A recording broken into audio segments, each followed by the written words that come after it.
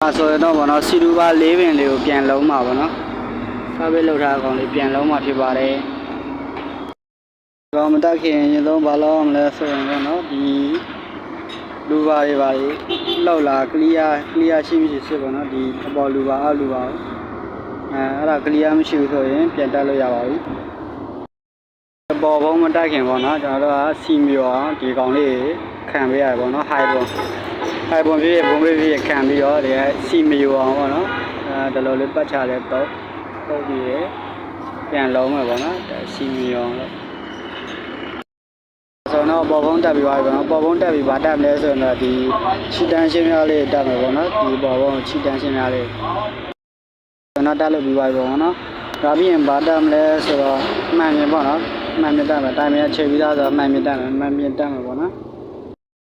မှန်မြင်တက်ပြီးသွားပြီမှန်မြင်တက်ပြီးရင်တော့ဘီတက်မယ်ပေါ့နော်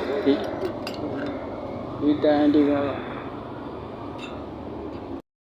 ဒီမှာဆိုတော့ဘီတက်ပြီးသွားပြီပေါ့နော်ဘီတက်ပြီးရင်ဗာတက်မလဲဆိုရင်တော့ဒီရှစ်ကာပါပေါ့နော်ရှစ်ဒီကာပါတက်မယ်ပေါ့နော်ပြီးသွားပြီပေါ့နော်အကုန်ပြီးသွားပြီအကုန်တက်ပြီးသွားပြီတော့မှဗာတယ်လို့စီကံပေါ့နော်စီကံကိုလည်းစီကံကြံမှာစီကံကိုလည်းစီမျိုးအောင်လို့ဟိုင်ဘုံလေးတုတ်ပေးမှာပေါ့နော်ဟိုင်ဘုံထပ်တော့အကုန်တက်လို့ပြီးသွားပြီပေါ့နော်အကုန်တက်လို့ပြီးသွားပြီဒီမှာနတ်သုံးလို့ပုံနေဘယ်မှမသိတော့အဲ့ဒါမတက်တော့ဘူး